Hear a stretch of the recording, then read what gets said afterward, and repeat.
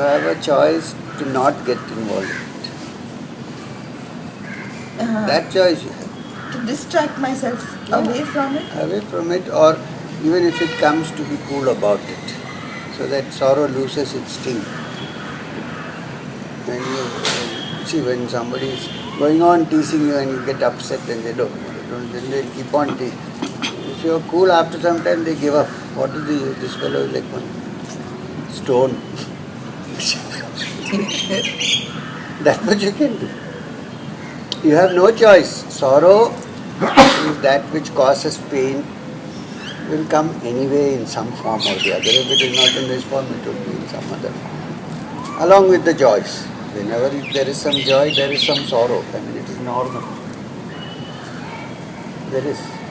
You cannot expect unalloyed joy in this world, at least. So joy and sorrow are not Brothers, moods sisters. of... They are not the moods of your own mind? No. If you know how to handle the moods, then you will not be affected by it. Because the only way it can register is through your moods. That is right. So if you are able to maintain a quietness, neither get affected too much by this, nor get affected too much by that, then you are in a... But if you are fully absorbed in the inner joy, then this joy and sorrows have no place. They may come, they may go, but you are not concerned. You are not worried, because you know you have touched the fountainhead. And these are all outward manifestations. Also, I have noticed that most people's joys and sorrows are not so much about not having money or not having food or not having shelter or not having clothes. It's basically the mind, the ego. I was hurt, these are the sorrows basically. It's not so much to do. Most people have everything. They have food, they have shelter, they have place to live, they have cars, they have everything. They have prestige. But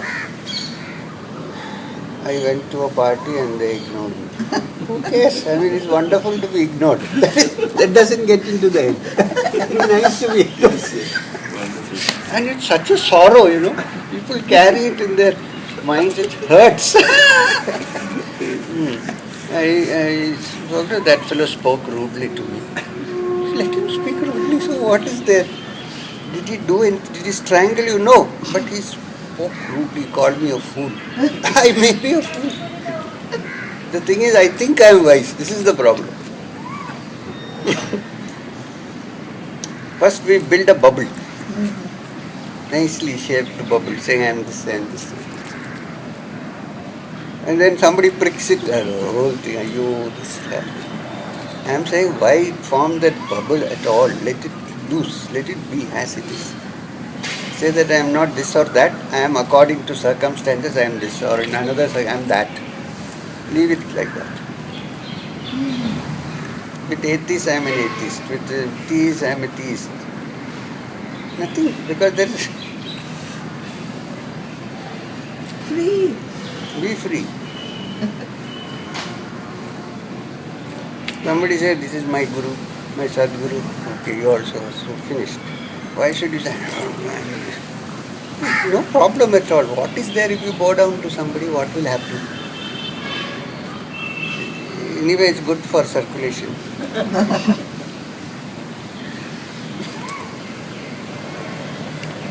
These are the problems. Basic problems are these. That I have an ego. I cannot do it. There is physically nothing. I have everything. But what will people say? What will people think? What did that man say? He didn't look at me. He didn't talk to me. He was rude to me. And with that, what happens is you are also easily led into what you call dhokas, what you call deceit and being deceived. Because somebody is very nice with me, then I fall flat. Somebody is bad.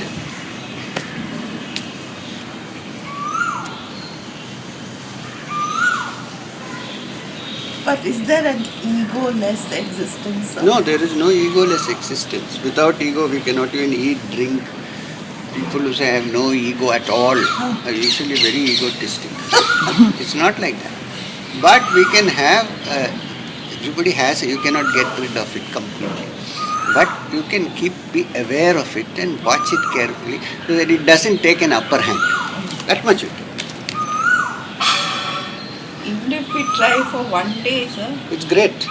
Like Wonderful. from morning, the time you wake up, watch your thought till time. Carefully. If you do, you'll see. No, not always watch your thought. Watch your thought to find out where we are pretending, where we are building images and then getting hurt.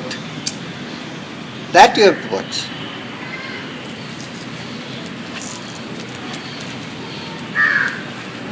Then one is actually free.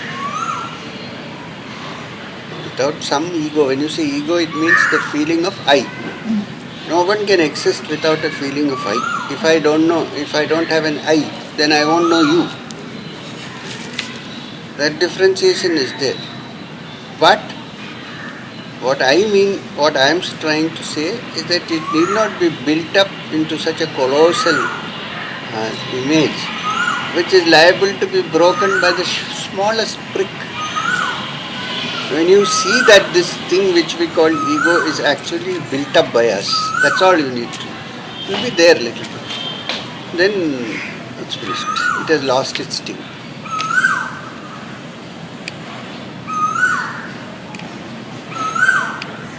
evolve spiritually. Is it that as we evolve spiritually that we start to feel this freedom, or do we practice this freedom to start to evolve? Yeah, it's both ways. You should start practicing in the sense that being aware of these things. Then you are actually moving up spiritually. And as you move up, you will also find it easier to practice. It works both ways because it's a fact. The thing is, this practice is not something that you are trying to impose upon yourself, but you are becoming aware of what actually is. You are not doing anything like. You are actually you are becoming aware of what is already happening. This is not something that you need to impose and as a practice. It's not a drill, that's what I mean. Something to keep on watching until you realize why these complications are happening. Not because there is nothing, not because you don't have something or have something, it's because of the mind getting hurt, getting broken, getting revengeful. You don't need all that. You don't need all that even to live happily. It's an inconvenience, honestly. So it's possible, say in my case, that I can rapidly evolve and be at a very free state. Yes, the thing is you are in a free state. But these are the things that are covering us unnecessarily. Freedom need not be brought from anywhere. You just allow what is gathered to settle down. Then you will realize that from the beginning there has been no bondage.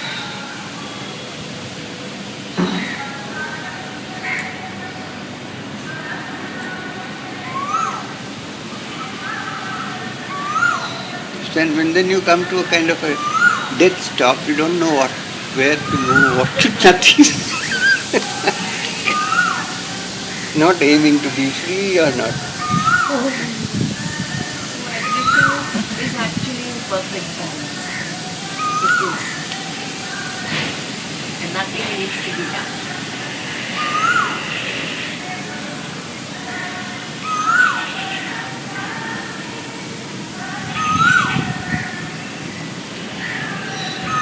And then life is so interesting.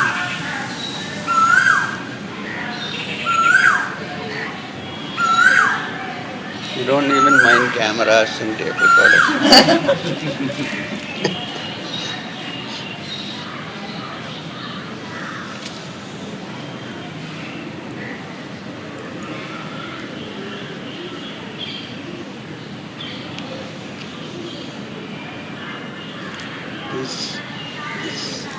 little thing called happiness. Yeah. It is such a rare thing because there is no freedom. Such a rare and it comes in between. That when something like that happens, we immediately want to freeze that time, which is what all this is. That freezing. But you actually cannot freeze it. This is a fact. Because it moves. It's in its nature to move. Why do you take photographs? Because you want to freeze that moment. It's diametrically opposite in the nature of things because nothing freezes, it keeps moving. So it sounds so simple, but It is very simple. No, don't complicate. It's very simple. Don't say it sounds so simple, but how to do. Don't bring in how and all. When you go and have breakfast, enjoy the breakfast. Now, if you enjoy it too much, then you will suffer afterwards.